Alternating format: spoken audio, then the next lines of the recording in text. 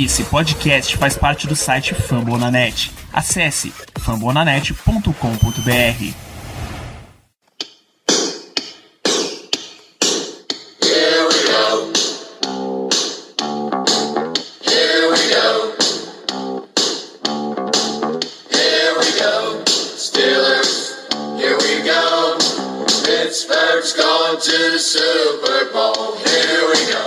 Muito bem, pessoal, estamos aqui para mais um episódio do Black Yellow Brasil Podcast, o episódio número 138 do podcast sobre o Pittsburgh Steelers, diretamente do site fambonanet.com.br para você.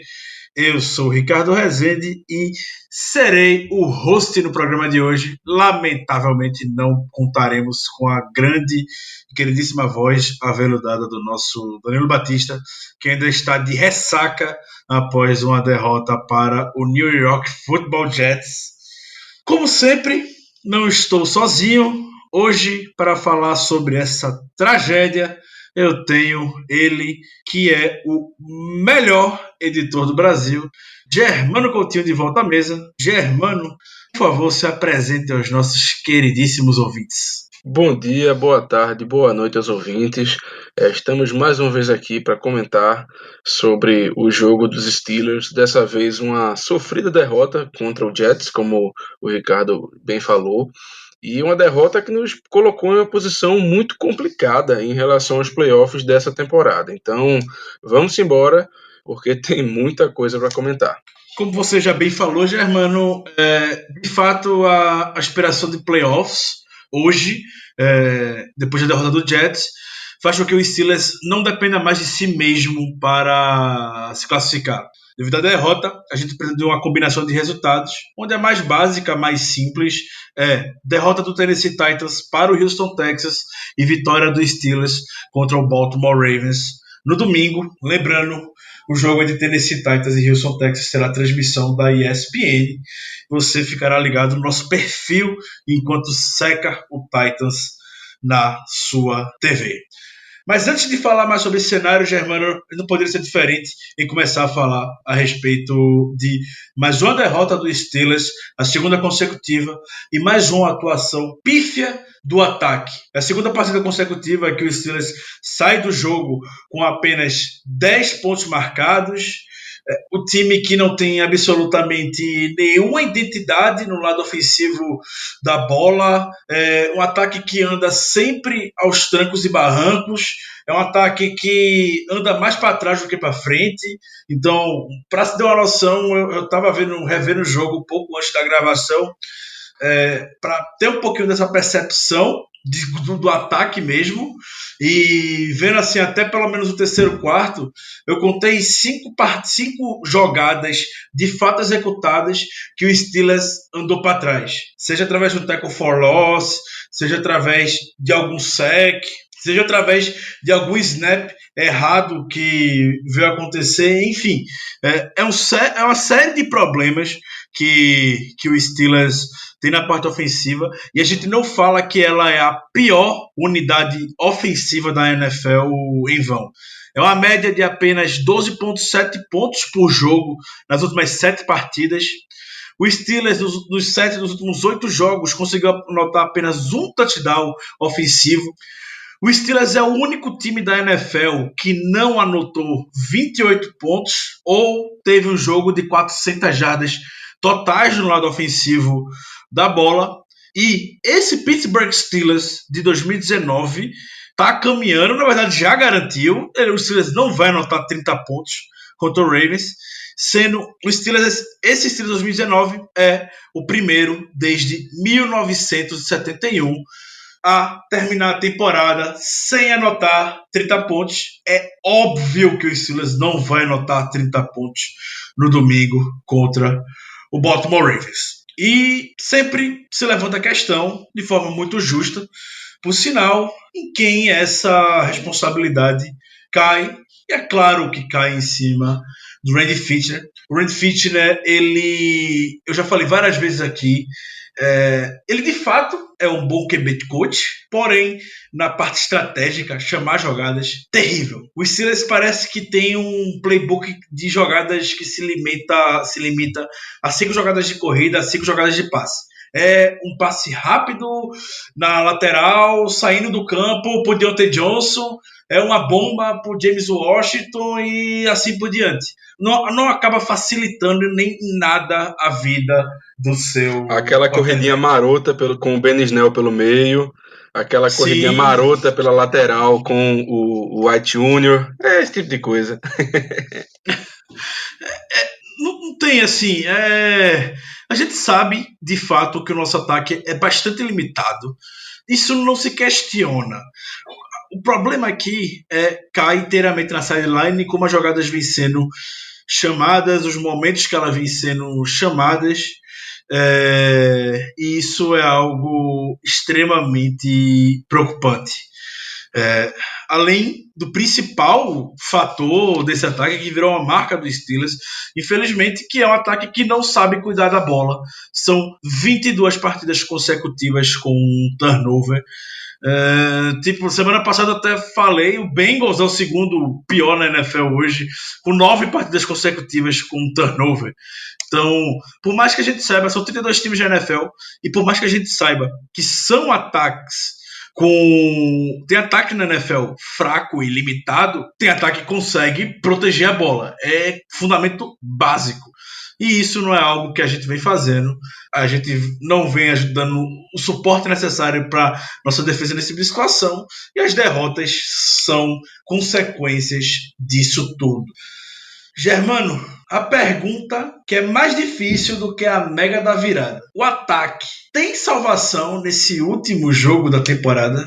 Não sei porque a pergunta seria difícil. A resposta é até simples. Não.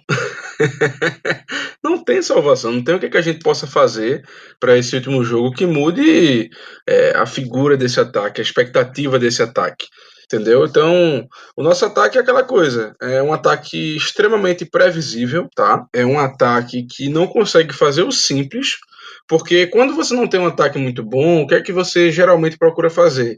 Correr com a bola. A gente não consegue. Tudo bem que o James Conner tem tido muitas lesões e tal, mas isso também não justifica essa nossa falha no jogo terrestre. Realmente a gente não consegue correr de forma consistente com a bola. Então, isso aí já limita bastante o nosso poderio ofensivo. E aí, quando a gente vai para o ataque aéreo, na minha opinião, temos até wide receivers bons. O Deontay Johnson está se mostrando um ótimo wide receiver, na minha opinião. Eu acho que esse garoto, digamos assim, tem bastante futuro. O James Washington melhorou bastante do ano passado para esse, até porque piorar seria difícil. E o Juju, coitado, se machucou, não está sendo o mesmo. Mas eu dou uma colherzinha de chá. Eu realmente dou uma colher de chá porque é complicado você voltar de uma lesão e realmente tá difícil. Mas o principal é que, poxa, a gente não tem um quarterback. Nós não temos. O Rudolph começou o ano, digamos assim, depois que o Big Ben se machucou. Teve até jogos bons, mas depois daquela partida contra Baltimore, que ele teve a concussão, ele realmente não conseguiu voltar ao nível que estava. E jogou tão mal que depois de uma performance de 4 interceptações contra o Cleveland Browns, ele foi para o banco e o Devlin Hodges, o Duck Hodges, entrou de titular. Ganhou alguns jogos, teve até algumas atuações sólidas, digamos assim, nada de espetacular, mas nos últimos jogos ele de novo, ou melhor, ele também pecou nessa questão dos turnovers. Ele teve 4 turnovers no jogo passado e teve 2 turnovers agora, 2 interceptações. Então, diante disso, botamos o Rudolph, que até jogou bem no pouco tempo que ele teve, mas já como esse time está muito zicado esse ano, o Rudolph teve uma lesão no ombro, provavelmente não joga, ou melhor, já não joga o próximo jogo, o Tomlin já disse isso, e caso a gente vá para os playoffs, também provavelmente não vai poder jogar, então teremos que ir de Duck Hodges novamente. A informação já foi confirmada hoje de tarde pelo Adam Schefter, já disse que tanto o Adam Schefter quanto o Ian Rapoport da NFL Network já comentaram hoje pela tarde que a lesão do Rudolph vai tirar ele por algumas semanas, e mesmo se o Steelers for para os playoffs, ele não vai ter condição de jogo Duck Rodgers é de fato o nome da vez, já foi confirmado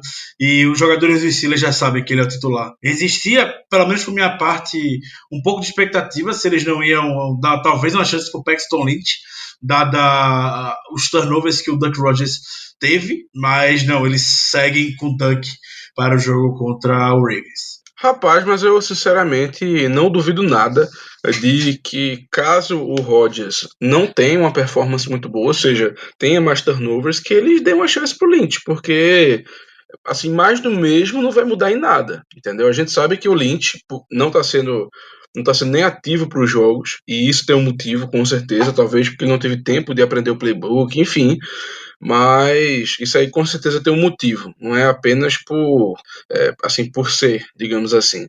Então, aquela coisa, você esperar que o Paxton Lynch seja o quarterback titular e você torcer por isso é complicado. Mas aquela coisa, pior do que tá, eu não diria que não fica, mas é difícil de acontecer. Então, caso o Rodgers esteja em um jogo não tão bom, feito foi esse contra os Jets, eu sinceramente não acharia ruim o Tomlin dar uma testada no Lynch, que já jogou na liga, já teve vários jogos de titular lá em Denver, realmente não mostrou muita coisa, mas sei lá, vai que, né? Vai que. O Devlin Rodgers, ele de fato não vem com uma sequência nada positiva.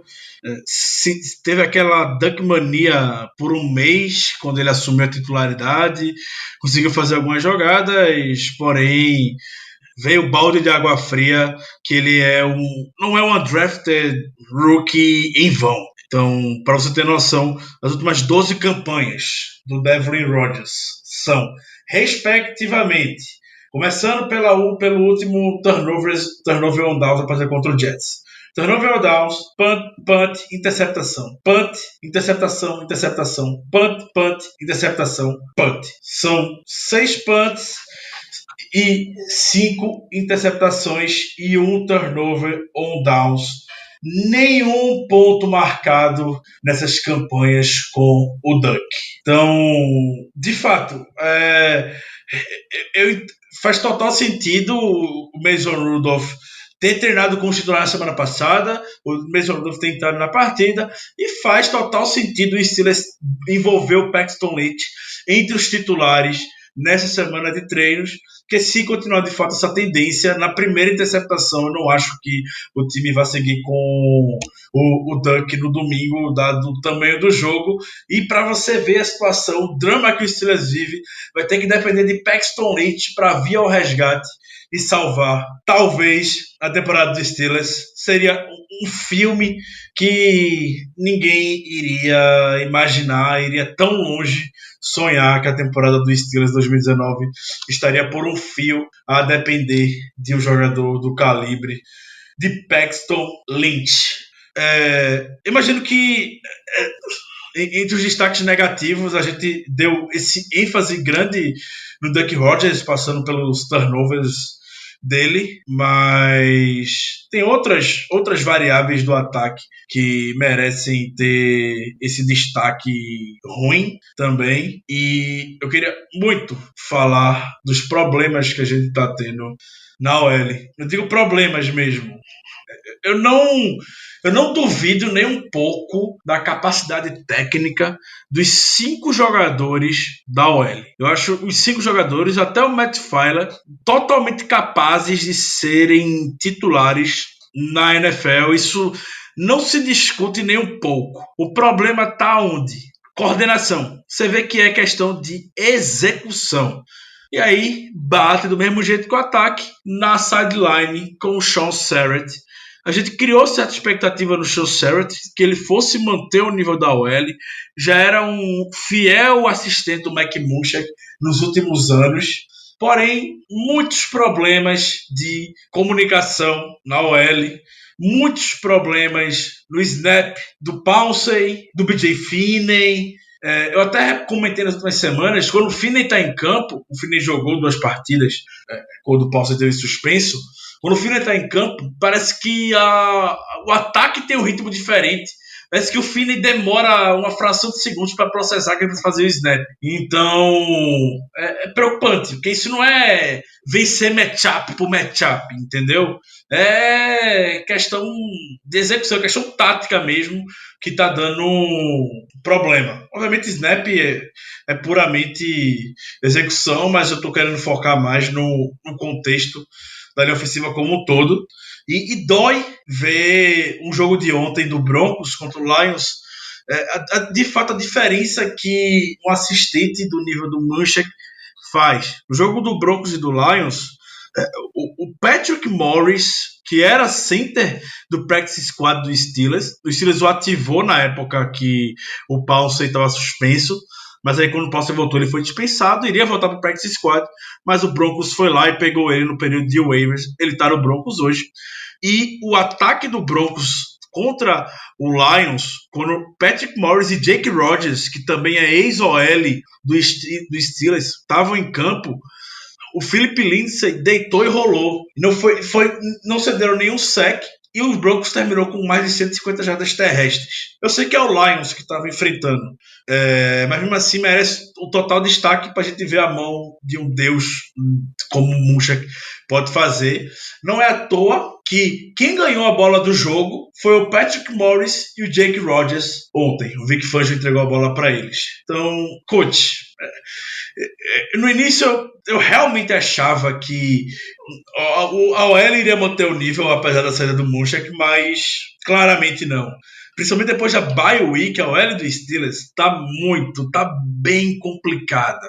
Também não dá muita oportunidade para os seus quarterbacks fazerem jogada. Quem não lembra, não viu nesse jogo, Germano, o Quinnen Williams indo sozinho para cima do Duck Rodgers, onde a gente basicamente estava em posição para chutar o field goal, o jogo estava 13-10, a gente provavelmente empataria a partida, e aí, por uma falta de comunicação, não sei o que aconteceu, o Foster deixou o Quinnen Williams passar sozinho e ele chegou no Duck Rodgers com muita facilidade. Na jogada seguinte, o snap do Finney não foi bom, o Rodgers deixa a bola cair, o Steelers sai da posição de field goal por 2 jogadas por incompetência da OL, devolve a bola para o Jets. E ali, meu amigo, basicamente a derrota foi decretada. Então, faltam palavras a descrever como eu estou achando lamentável a atuação da OL na hora que ela mais precisa aparecer, que é agora, quando a gente de fato está sem o nosso Ben Roethlisberger em campo. É engraçado, Ricardo, mas eu estava com exatamente essa jogada na minha tela. Enquanto você estava falando, eu fui procurar exatamente qual foi o período do jogo que isso aconteceu e já estava preparado aqui para fazer um comentário, mas assim, eu apenas repito as suas palavras e faço delas as minhas, porque a linha ofensiva realmente não foi bem nesse jogo, tá? Não foi bem. Aquela coisa, a linha ofensiva é boa? É boa sim. Ela pode não estar no mesmo nível das temporadas passadas, quando a gente tinha o Munchak à frente desse setor. Mas ainda assim é uma linha ofensiva muito boa, inclusive. Mas realmente nesse jogo contra os Jets ela não foi tão boa assim não. Esse lance que você citou, Ricardo, esses 2 lances na verdade, eles retratam bem o que a gente está querendo dizer. Porque, é como você falou, o time podia chutar um field goal, apesar de longo, mas tinha essa opção. E diante de 2 jogadas falhas da linha ofensiva, no caso um sack, que foi mais culpa da linha ofensiva do que do quarterback, e depois um snap fumble, digamos assim, nos tiraram essa oportunidade. O que em um jogo que foi decidido por 6 pontos, realmente fez muita diferença. Então, a linha ofensiva tem que melhorar. Nesse jogo foram 4 sacks cedidos, 7 quarterback hits. Então, realmente não foi uma performance que a gente está acostumado. Outra coisa, outro ponto negativo dessa partida, na minha opinião, cara, é complicado você dizer que o Devlin Rodgers é um ponto negativo, porque infelizmente ele já está ao concurso dos pontos negativos nessas últimas semanas. Mas eu só gostaria de destacar as 2 interceptações, destacar de modo negativo, né? As 2 interceptações que ele teve. Na primeira, ele simplesmente não conseguiu prestar atenção de que o outside linebacker que iria atrás dele caiu para a cobertura. Ele ficou fixo no Vance McDonald no meio de campo, simplesmente não tinha outra opção de passe. não olhou para outro jogador e forçou a bola no meio do campo. Ele não viu o linebacker recuando na cobertura, e mesmo que a bola tivesse passado, sinceramente, eu acho que seria difícil do McDonald fazer a recepção, porque na minha opinião a bola foi atrás dele, iria atrás dele de qualquer modo. E na segunda, simplesmente faltou mostarda, como se diz, faltou aquele toque especial na bola para tirar do defensor e dar chance apenas para o recebedor fazer a recepção. Duas jogadas que, como o Ricardo falou, demonstram o porquê ele não foi draftado. E assim, é complicado da gente esperar muito mais disso dele. Nos jogos que a gente ganhou, o Duck Hodges, claro, pode ter feito uma jogada aqui, uma jogada ali, mas na grande maioria apenas não perdeu o jogo. Não perdeu um jogo, foi um game manager. E assim, quando a defesa não consegue ganhar o jogo pra gente, que foi o caso desse jogo contra o Jets, que ela jogou bem, mas não conseguiu ganhar o jogo, teve apenas um turnover, que foi o strip sack do TJ Watt. Então, quando ela não consegue ganhar, o ataque também não consegue. É basicamente isso. A gente fica dependendo de uma atuação muito boa da defesa que consegue ganhar o jogo pra gente. Não aconteceu. De novo, foi uma atuação boa. Foram apenas 16 pontos fora de casa, o que é uma marca muito legal. Mas o nosso ataque, como o Ricardo falou, é o pior da liga. Então, infelizmente, não deu. Por causa dessas questões que eu acabei de falar. O Doug Hodges está se esforçando, mas simplesmente não é a resposta. Simplesmente não é a resposta. Ainda mais quando o seu ataque cede a bola tanto como é o do Steelers, o trabalho da defesa se torna ainda mais impressionante. O ataque tem que fazer o simples. O problema é que ele não faz esse simples. Perfeito. Foi isso que aconteceu com a defesa nessa temporada. Isso que aconteceu com a defesa. A defesa facilitou, tá muito mais simples para as peças poderem atuar no que eles são bons e se tornou uma unidade extremamente eficiente. Uma das 3 melhores da NFL, com toda certeza, líder em quase todos os quesitos. O ataque, como você muito bem fala sempre, Germano, inventa. Não tem muita explicação. É pura inexperiência do Randy Fitner, teimosia, e o Tomlin não intervém no ataque porque sabe que é a unidade do cara do Big Ben. E o Tomlin confia cegamente nisso.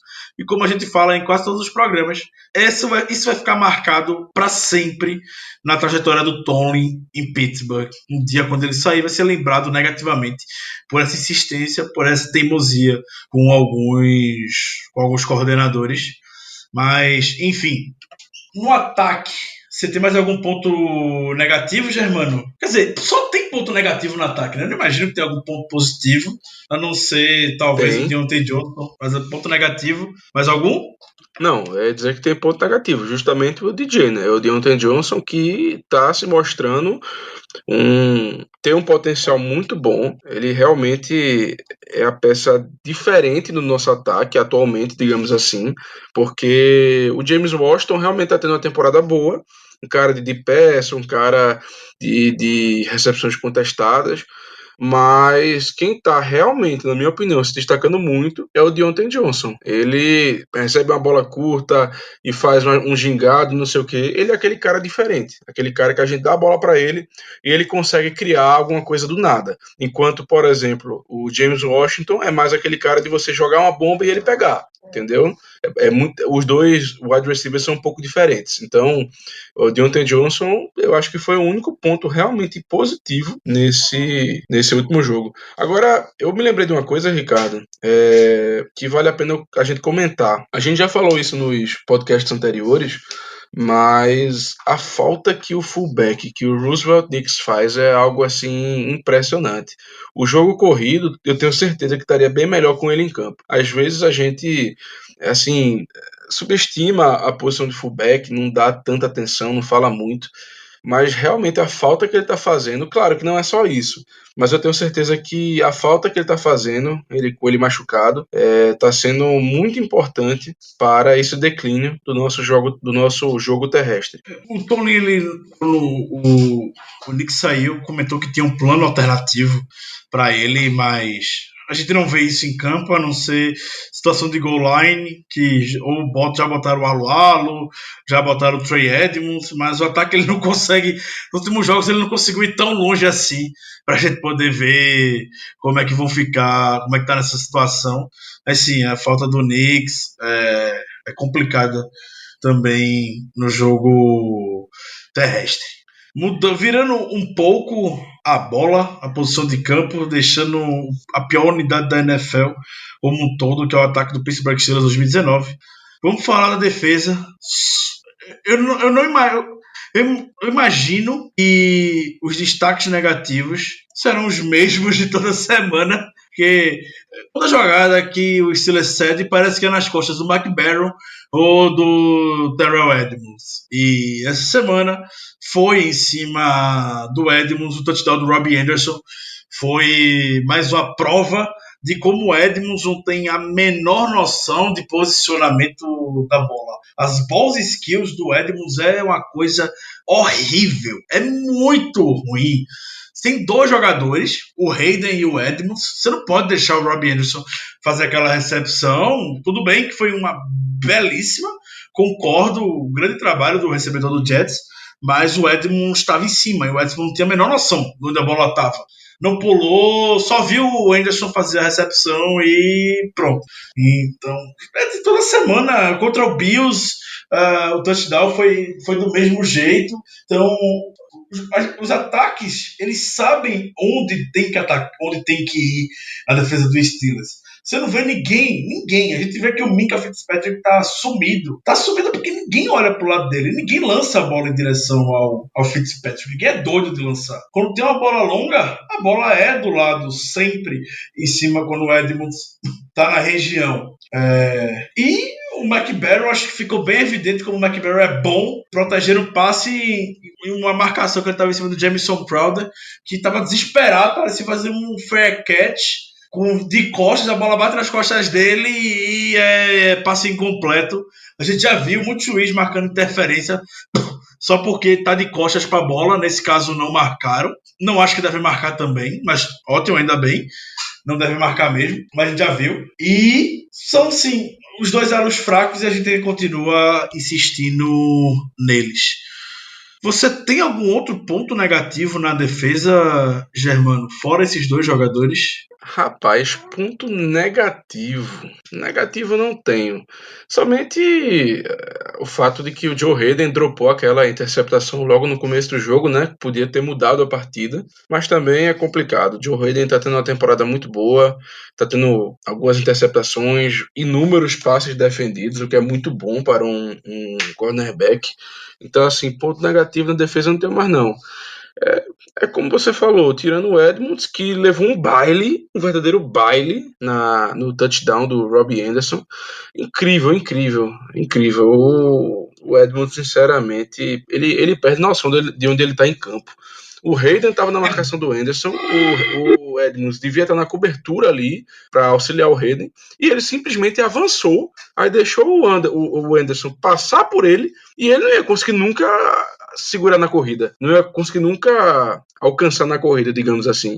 E aí, claro, como você falou, a recepção foi muito boa, mas bota essa aí na conta do Terrell Edmonds. Então, ponto negativo, tirando esses dois, eu realmente não tenho. Isso aí só mostra que a nossa defesa simplesmente está sensacional. A nossa defesa cedeu apenas 16 pontos fora de casa, que é um número muito bom. E infelizmente o ataque não consegue ultrapassar essa marca para a gente poder ganhar um jogo crucial na nossa luta pelos playoffs. Então, fazer o que, né? É o que tem para hoje. Engraçado a defesa. A gente confia tanto na defesa, o Tony confia tanto na defesa, que eu vi muita gente brincando, e na hora eu juro que foi esse o meu pensamento também. Pouco antes do intervalo, muita gente ficou questionando de que o Tomlin deveria ter corrido mais o relógio, deveria ter comido mais tempo para não devolver a bola para o Jets andar, mas eu tava sentindo alguma coisa que o Tomlin quer dar a bola realmente para a defesa tentar fazer alguma coisa, porque sabe que se o Jets voltar, o Jets vai estar arriscando. O Jets tem um pouco mais de 1 minuto, era 1 minuto e 7 segundos, se não me engano, para poder andar o campo e anotar alguma coisa. E o Tony sabia que o Jets iria fazer. Tinha os 3 tempos, por que não, né? E dito e feito. E um passe, o TJ Watt chegou, fez o sack, o strip sack, fumble, bola do Steelers, campo curto, vai lá o Mason Rudolph, faixa de Deontay Johnson na zona de touchdown. Então, a confiança na defesa tá nesse nível hoje, pra ter noção. Eu prefiro ver a defesa em campo no jogo todo do que, obviamente, ver o ataque do Steelers. Tá muito legal ver de fato a defesa em campo. E você veja, mano, que a defesa do Steelers até conseguiu segurar o Jets para menos jardas. E quando a gente olha, as jardas totais foi só uma jarda de diferença, mas vale o comentário. Foram 260 jardas totais para os Steelers, 259 jardas totais para o Jets. Mas aí a gente vê outros critérios, como turnovers, 2-1.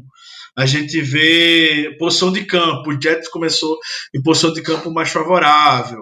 E não precisou andar muito, porque o Seifiken estava com a perna afiada, conseguiu acertar bons chutes. Então isso tudo acaba, de fato, prejudicando um pouco a defesa. Por mais que ela vá segurar a unidade de Nova York, é complicado. E eu, sinceramente, uma coisa, Germano, que eu mudaria, podem me crucificar, porque eu também prefiro muito mais começar ter a bola no segundo tempo. Mas a gente viu nas últimas 2 partidas, Bills e Jets, 2 derrotas, boas primeiras campanhas ofensivas. Os ataques eles estão conseguindo começar bem contra o Steelers. E a gente começa atrás, já bate o desespero no ataque. A gente não tem uma pessoa muito preparada na sideline para lidar com situações adversas. Então, eu sinceramente começaria com a bola no domingo contra o Ravens se a gente vier a ganhar o coin toss, o cara ou coroa. Botaria o Steelers em campo, tentaria fazer algo. Lembrando que o Steelers também um ataque, se não basta tanta marca ruim, é o pior time abrindo campanhas da temporada. Se não me engano, anotou só 1 ou 2 field goals, não me recordo agora, mas não anotou nenhum touchdown. É o pior da NFL nesse quesito. A gente já começa para trás e os ataques eles estão... Você pode ver, Josh Allen na semana passada começou passe rápido, acelerando o jogo, não dando muito tempo, claro que o passe de Steelers é bom. Pronto, o Jets foi quase do mesmo jeito, andou, passe rápido, passe curto para Le'Veon Bell, com aquela paciência dele. Se você for ver o Le'Veon Bell, na primeira campanha do jogo, eu preciso confirmar essa informação, mas o Bell, se não me engano, teve 43 jardas, ou foram 37, mas enfim, o ponto que eu quero chegar o Bell naquela primeira campanha conseguiu mais da metade das jardas dele no jogo todo. Então, o Adam Gates já sabia o que fazer, como qualquer outro ataque preparado sabe como começar uma partida. Então isso aí eu acho que a gente pode elencar como um ponto negativo, não da defesa, obviamente, do jogo como um todo, que se a gente começar atrás, esquece, a gente apenas não vai conseguir recuperar, seja lá qual for a marcação, porque toda semana a gente fica nessa. Eu fico com a sensação de que se o Steelers sofreu um field goal na primeira campanha, se esse time vai ter a capacidade de anotar pelo menos 3 pontos no jogo, dada a zero confiança que existe. Você falou bem, Ricardo, que foi esse exato sentimento que eu tive quando a gente ficou 10 pontos atrás do placar. Quando os Jets fizeram o field goal para chegar a 10 pontos, o sentimento que eu tive nesse exato momento foi lascou. Um ataque não vai fazer mais que 10 pontos. Bicho, isso é um absurdo. Isso é um verdadeiro absurdo. Um ataque hoje na NFL, ele tem que ser capaz de anotar mais de 10 pontos. É uma coisa assim mínima, porque... A gente sabe que esse ataque é ruim, a gente sabe que ele é o pior da NFL, mas, porra, tu tem que ser minimamente competente para anotar mais de 10 pontos. Porque é horrível isso, você pensar que você vai perder o jogo porque o seu ataque simplesmente não consegue superar a marca de 10 pontos, que é uma coisa tão simples hoje em dia. Então, assim, é bastante complicado. Eu entendo completamente, Ricardo. É desesperador. Imagina isso e imagina esse sentimento para a defesa, que, pô, não fez o melhor jogo da vida dela, da temporada no no domingo, realmente não foi o melhor jogo da temporada, mas jogou bem. 16 pontos, como eu bem falei nesse programa, ainda mais fora de casa, é uma marca muito boa. Mas aí ela, imagina, leva 10 pontos, que não é nada demais também. Ela olha pro ataque e pensa, caramba, se eu não fizer um turnover agora, lascou. O ataque não vai conseguir. Isso é decepcionante, isso é broxante, isso é horrível. Então, assim, é simplesmente desesperador você ter um ataque que você não consegue contar com mais de 10 pontos. É realmente um verdadeiro absurdo. Só para confirmar a sensação que eu tive, que a gente teve no jogo, a primeira campanha, o Bell ele terminou com 93 jardas de scrimmage, num total 72 corridas e 21 recebidas, e ele na primeira campanha conseguiu 33 jardas. Isso corresponde a 35% do total que ele teve na partida. Então já chegou com um plano de jogo bem claro. O Jets, na primeira campanha, eles cumpriram muito bem, anotaram o touchdown. Obviamente, como qualquer time tem o objetivo de começar o jogo bem, menos o Steelers, que não consegue, não tem capacidade disso. E aí a gente já começa. Aquele script, Germano, você vê. E o amigo ouvinte vai concordar com isso. É sempre. A sensação é essa. Tem o touchdown do adversário, e aí tem um kickoff. O retorno para geralmente já linha de 20 jardas. Aí a primeira chamada é uma corrida do. Seja lá quem for. Conner, Snell, Samuel, sei lá. A segunda é uma corrida para Samuel, Conner, White, seja lá quem for. A terceira é um passe intermediário para alguém, passe completo, 3 and out, bola volta para o adversário. É um filme. Repete o jogo todinho do Steelers. É basicamente isso que a gente vê. Mas enfim, a gente já falou o pior ataque da NFL. No Special Teams, eu acho que vale a gente falar negativamente das últimas 2 semanas que o Jordan Berry está tendo. Péssimas, terríveis as 2 semanas do Jordan Berry.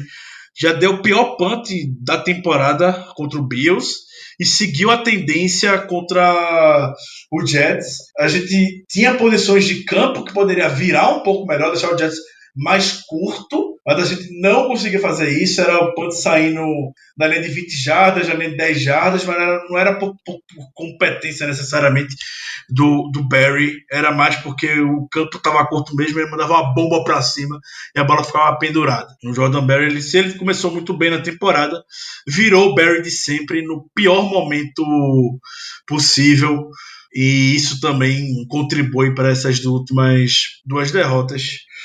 Paciência, a gente já vem alertando do Barry já faz alguns anos e nada foi mudado até agora. Só resta ter paciência e outra insistência que a gente não entende. Eu já desisti, cara. Sinceramente, do Barry eu já desisti. O Barry é como eu sempre falo, ele é bipolar, só pode. Tem jogo que ele dá cada patada maravilhosa de 60, 70 jardas e tem jogo que ele dá um punt de 25. Então assim, você não entende. A posição de punter é uma posição que vale muito mais você ter um cara regular do que você ter esse cara que oscila, tanto para bem como para mal. Eu prefiro muito mais ter um cara que seja consistente, que sempre tenha seu punter ali 45 a 50, não passar disso, mas também não cair muito, do que ter um cara que tem punt de 30 e tem punt de 70 jardas, sinceramente. Porque a gente sabe que o ato do punt, ele é muito importante na partida, porque ele determina a posição de campo que o adversário vai ter. E você ter uma noção boa de qual posição vai ser, já lhe dá uma vantagem. Realmente já lhe dá uma vantagem até nos special teams. Você tem mais ou menos como planejar o que os seus jogadores vão fazer para chegar mais rápido ali, para tentar evitar um retorno. Mas com o Barry não tem isso. Ou com o Barry, ou você perde a bola, ou seja, a bola foi muito longe, ou você perde a bola por ela ter sido muito curta. A realidade é essa. Os Gunners nunca sabem o que fazer, porque nunca sabem para onde o punt vai. Então, eu preferiria muito mais ter um cara consistente do que ter um cara que é capaz de realmente ter uma patada e também, ao mesmo tempo, é capaz de ter um chutinho que nos coloca em uma posição muito complicada.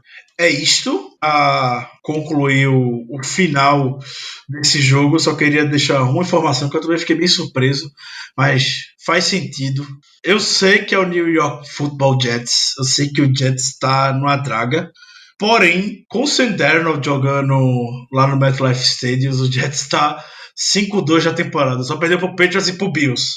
Perder pro Jets nunca é legal, mas pense um pouquinho nesse cenário para tentar se confortar um pouquinho com a derrota. Eu digo 5-2, depois da vitória da gente, ele chegou 4-2 jogando em casa. Agora 7 jogos, 5 vitórias, 2 derrotas. O Sam Darnold jogando em casa 2019. Notícias da semana, a gente está gravando especialmente o podcast na segunda-feira, geralmente gravamos na terça, onde temos mais notícias, principalmente depois da Tony Tuesday, mas assim como você, na terça-noite estaremos desfrutando de um ótimo peru, esquecendo os problemas que os Steelers vem causando nas nossas vidas. Então, as notícias que a gente tem hoje, principalmente de lesão, o Mason Rudolph, ele tá de fato com a lesão no ombro, como a gente falou, não tem data para voltar, não joga domingo. Devlin Rodgers segue como titular. Marquise Pouncey saiu com a lesão no joelho, ainda não se sabe o status do jogador. Lesão do joelho nunca é algo animador, ainda mais que ele não saiu andando sozinho. Ele andou um pouco e depois precisou ser auxiliado pelos médicos do Steelers. James Conner, novamente machucado, lesão no quadril. Ele deu uma entrevista agora à noite falando que está muito frustrado com as lesões. Sinceramente, eu não sei se volta, não acho que ele vai voltar. Já estava bem baleado e agora, com essa nova lesão, não sei se o Steelers vai arriscar de fato o jogador, já visando realmente no longo prazo. Então fica no ar um pouco o Conner, mas eu não estou com a expectativa muito boa com relação à disponibilidade dele. Outro jogador é o Bud Dupree. Bud Dupree, ele, apesar do Mike Tomlin não ter o citado após a partida, ele vai ter que fazer uma ressonância magnética no ombro, assim, mesmo um pouco parecido com a lesão do Mason Rudolph. E seu status ainda a gente não tem nenhuma atualização oficial para passar dele, mas sem dúvida alguma é algo a ser bem monitorado nas próximas semanas. Na próxima semana não, só tem mais semana. Ao longo da semana, acompanhe no Black Yellow Brasil, no Instagram e no Twitter, mais notícias sobre lesões. Outra notícia que veio a surgir agora na tarde foi o Chris Mortensen. O Chris Mortensen, que fique bem claro, ele não é um insider de porta de cadeia, ele não é um Ian Rapoport, ele não é um Jason LaCanfora da vida. Ele e o Adam Schefter são dois dos melhores insiders da NFL, e ele deu um susto, o Chris Mortensen, falando que o Big Ben ouviu conversa na NFL de que o Big Ben havia dito que não está com uma boa perspectiva de jogar em 2020, e ele já trouxe nomes que o Steelers poderia estar indo atrás do mercado. E se prepare para a lista: Eli Manning, Philip Rivers e o último, que eu acho que a grande maioria iria aceitar muito bom grado, Teddy Bridgewater. Essa informação já foi refutada pelo próprio Chris Mortensen agora pela noite, falando que é para todo mundo ficar calmo, que a recuperação do Big Ben tá boa, tá indo assim, melhor do que o esperado, e que o Big Ben quer jogar 2020 em diante ainda. Então a novela de todo o final de temporada já teve seu capítulo e já foi encerrada. Agora em 2019, muito provavelmente, não teremos Big Ben por mais alguns anos, sem sustos e sem ver Eli Manning usando a camisa 10 pelos lados da Pensilvânia. Já de olho na semana 17 da temporada, uma boa notícia, eu imagino, né, Germano? O Bill O'Brien, o técnico do Houston, Texas, comentou hoje pela tarde que ele não pretende poupar ninguém para a partida contra o Titans e quer ir com força total, né? Exatamente, Ricardo, exatamente. É uma notícia boa para os ouvintes que não estão sabendo. Basicamente, a gente só se classifica para os playoffs se a gente ganhar do Ravens e os Texans ganharem do Tennessee Titans. Os Texans, que já estão classificados, já são campeões da sua divisão, mas de acordo com o Bill O'Brien, que é o técnico principal, eles não vão poupar ninguém. Essa notícia simplesmente, ou melhor, essa notícia sinceramente me pegou de surpresa, porque eu jurava que eles iam poupar os principais jogadores, o Deshaun Watson, o DeAndre Hopkins, enfim. Mas ao que parece não vão. E eu tava até... E em contrapartida, o John Harbaugh já falou que vai poupar os principais jogadores dos Ravens. Não vai ter Lamar Jackson, não vai ter Mark Ingram, não vai ter o Yanda, não vai ter, enfim, não vão ter os principais jogadores da equipe dos Ravens. Eu estava até brincando com uns colegas meus agora à tarde, que eles estavam comentando sobre isso, e um deles falou assim, eita, o Ravens vai dar a vaga de graça para os Steelers, e deu uma risada. E eu falei, tá certíssimo. Até porque muito mais vale para os times já classificados os Steelers nos playoffs do que os Titans. Porque os Titans, querendo ou não, com o Ryan Tannehill aí tendo uma temporada de ressurreição, de comeback player of the year e por aí vai, eles são uma ameaça, uma real ameaça nos playoffs. Eles podem ser, na verdade. Os Steelers, infelizmente, a gente sabe que não, por causa do nosso ataque. Então, assim, sinceramente, se eu fosse um time dos playoffs, se eu fosse os Texans, eu também faria o mesmo. Eu botaria os titulares, claro, até certo ponto. Se vê que vai perder o jogo, ou se vê que não vale a pena, eu tiraria. Mas eu realmente botaria os titulares, porque vale muito mais a pena você enfrentar, ou ter a possibilidade de enfrentar os Steelers, do que poder enfrentar o Tennessee Titans do jeito que o Titans está vindo, ou seja, está tendo bons jogos. Então, compreendo totalmente a escolha de ambos os treinadores e vamos ver no que dá, né? Vamos ver no que dá. Dito isto, vamos para aquele grande momento que vocês gostam, das perguntas da audiência. Muito obrigado pela participação de sempre dos amigos ouvintes. Começando pela participação do Alexandre Dinés, ele pergunta quem seria um nome bom para ter em mente para você no lugar do Randy. Contratação de técnico do Steelers é um processo que é sempre incógnita, principalmente em níveis mais estratégicos, como offensive coordinators e defensive coordinators, quando a gente não tem alguém em casa, basicamente. Então, não é um extenso material que a gente tem. Hoje a gente não tem ninguém no coaching staff capaz de assumir o role, a posição de coordenador ofensivo, se o Randy Fitness sair. Então, tem que ir no mercado, é muito mais fácil de ver pelo perfil alguém que seja um autêntico play caller, alguém que tenha experiência chamando jogadas. É isso que a gente precisa hoje, é isso que eu gostaria muito de ver. O Rafael, ele pergunta Steelers dos playoffs, qual o lado bom e o lado ruim? Eu não vejo o lado ruim, Germano. Não, eu também não vejo. É aquela coisa, tem muita gente que fala, se os Steelers forem para os playoffs, nós vamos ser humilhados e não sei o que, não sei o que, não sei o que. É como você bem falou no QG, Ricardo. Eu prefiro ser humilhado nos playoffs do que ser humilhado contra os Jets agora. Tudo bem que não foi nenhuma humilhação, mas assim, ou melhor, deixa eu reformular que fica mais fácil. Eu prefiro ser humilhado nos playoffs do que ser humilhado na temporada regular. A realidade é essa. Não tem lado ruim. A gente não tem escolha de primeira rodada. Então, assim, o lado bom que teria da gente não ir para os playoffs seria ter uma escolha melhor. Mas como na primeira rodada a gente já não tem, isso aí já cai por terra. Porque, sinceramente, ninguém vai querer ficar fora dos playoffs por causa de uma escolha de segunda rodada. Então, por favor. Lado ruim não tem. E o lado bom de ir para os playoffs é que a gente vai ter mais um jogo.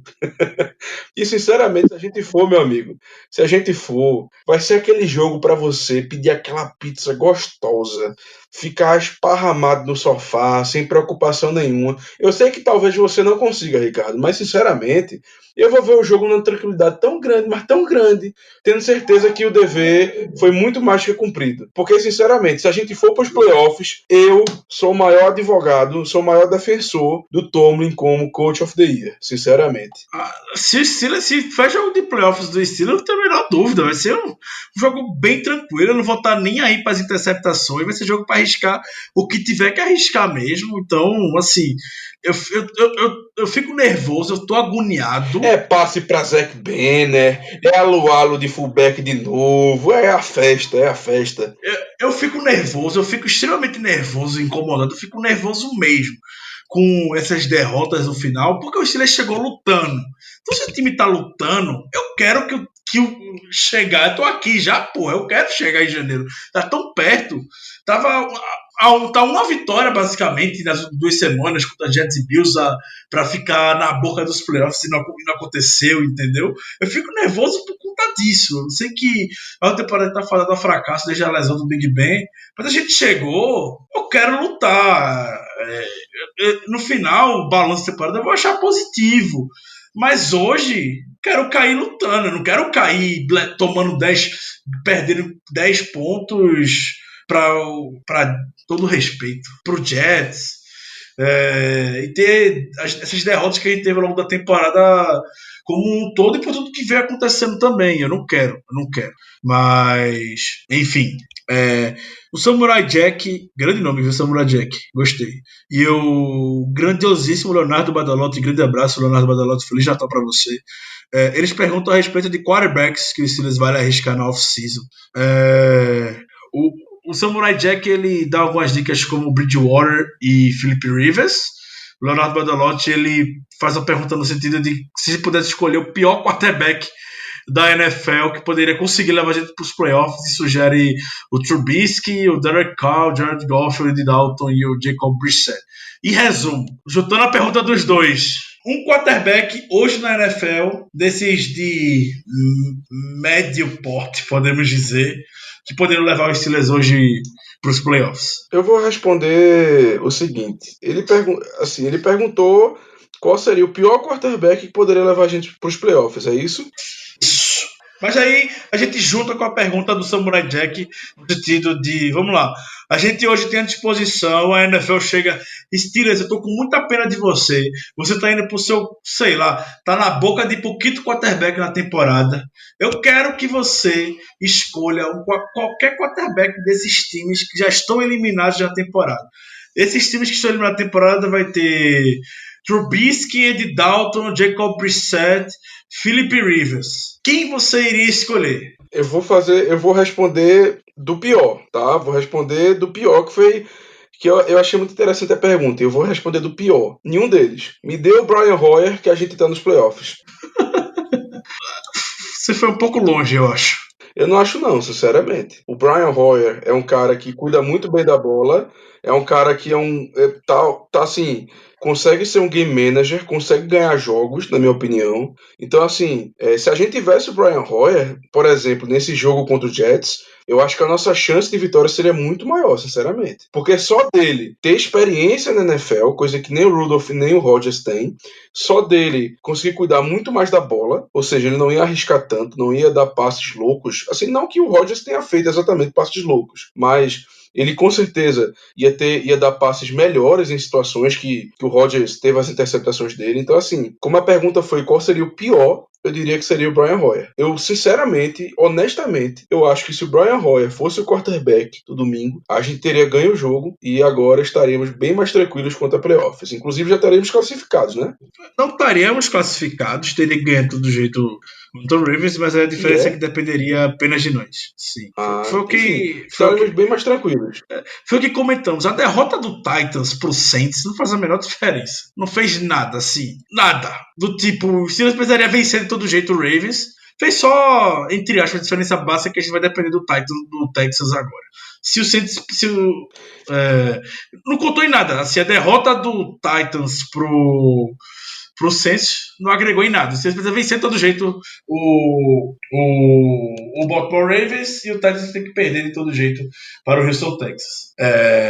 O incrível é que o jogo que lascou a gente, se eu também não estou enganado, porque as regras da NFL são, nesse sentido, os tiebreakers, eles assim, são um pouco diferentes, são um pouco loucos, mas enfim.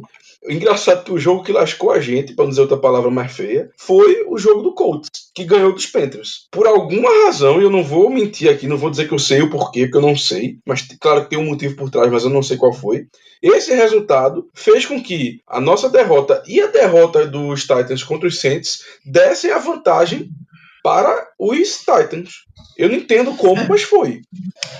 E isso pode acabar virando a nosso favor agora no domingo. Em qual sentido? Se o Titans perder, o Colts ganhar, o Steelers perder e o Broncos ganhar do Raiders, o Steelers está nos playoffs. Que hoje é todo mundo 8-8. Mas se o Raiders ganhar dos Broncos, o Raiders entra, né? Por alguma razão. O Raiders entra, E olha, eu sinceramente acho que o Raiders está numa posição muito boa de entrar nos playoffs, viu?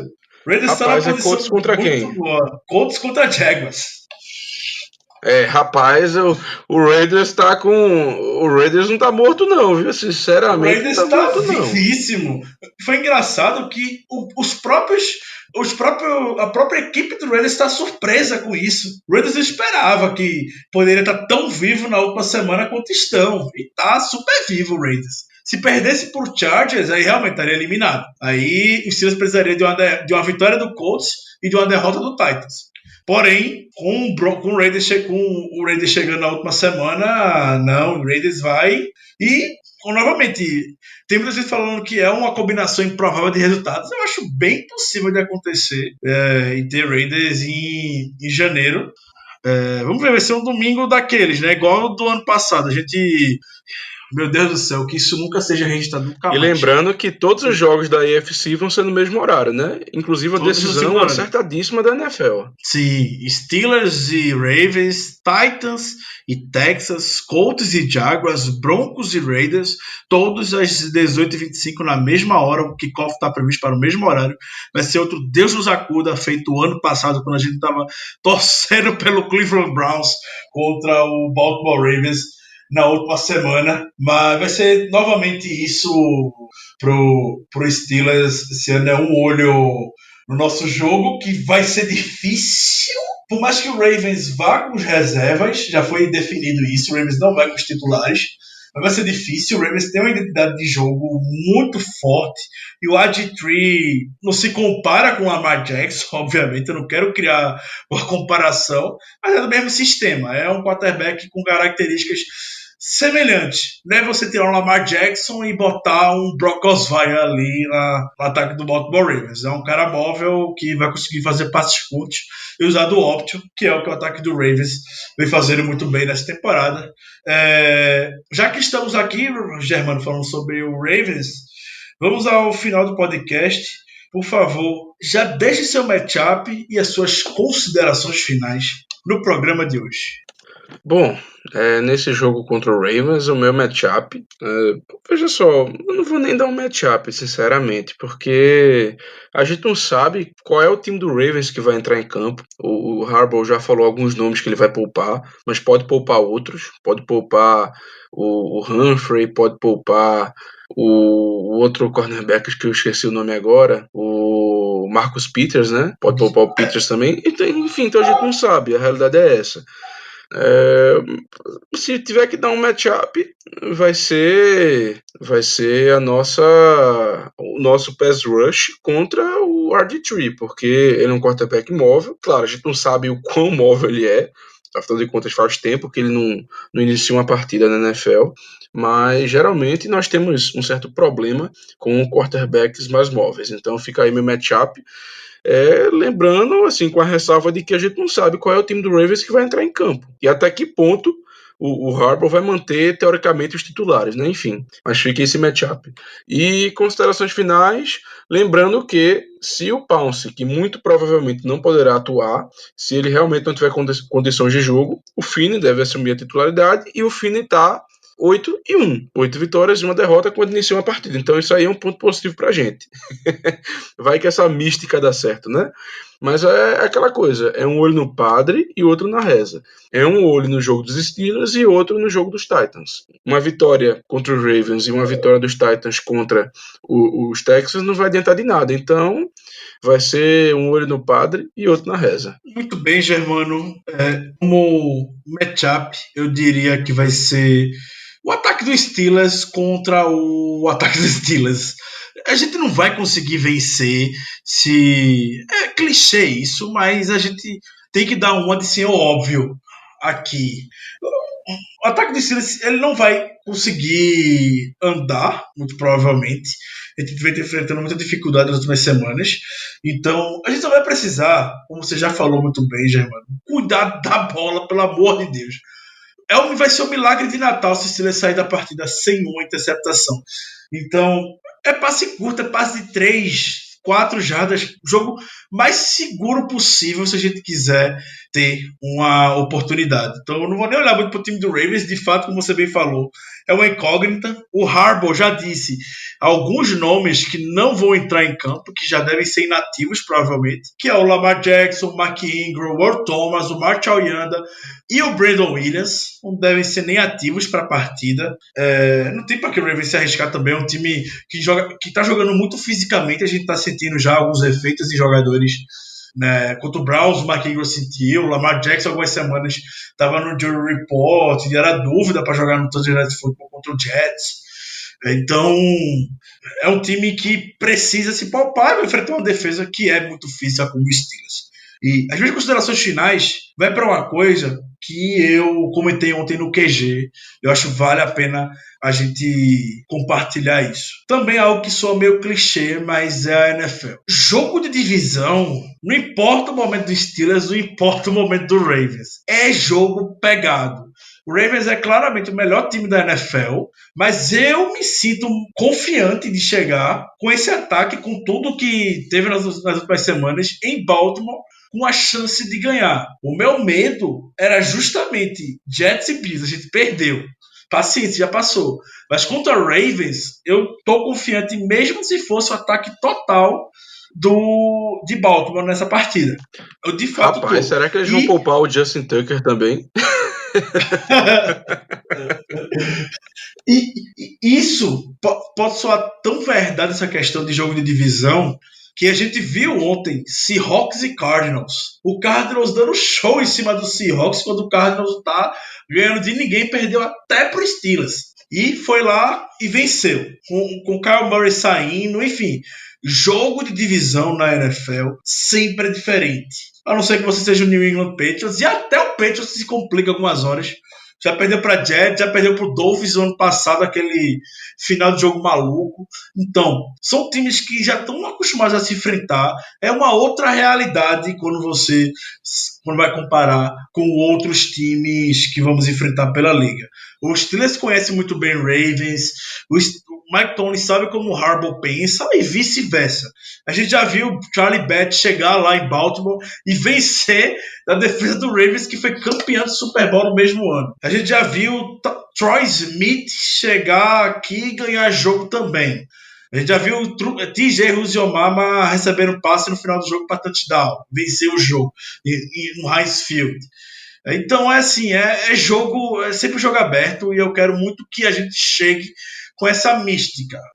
Eu acho que a gente tem condição de vencer, sim. Eu só não sei até que ponto o Texas está falando sério em jogar contra o Titans. Eu realmente não sei até que ponto vai arriscar, porque eu acho o Bill O'Brien um dos técnicos mais bundões da NFL, um dos técnicos mais medrosos, e tá falando isso muito por puro blefe. Não tem o menor motivo para se expor e arriscar. Talvez seja só pelo fato que você comentou, Germano, de o povo querer ver Pittsburgh em janeiro devido ao ataque, não o Titans, que está jogando bastante equilibrado, com o Derrick Henry e o Ryan Tannehill comandando o ataque, e o A.J. Brown como um rookie sensação, recebendo passes. Foi isso, pessoal. Mais um programa. Desejamos para todos vocês um Feliz Natal. Que o nosso presente venha com a vitória no domingo, o milagre de Natal aconteça no domingo com a nossa vitória e o Texas vencendo Tennessee Titans para seguirmos em janeiro. Eu não quero que o próximo programa seja o último que vamos gravar na temporada regular. Um grande abraço e até a próxima. Yeah, you know what it is.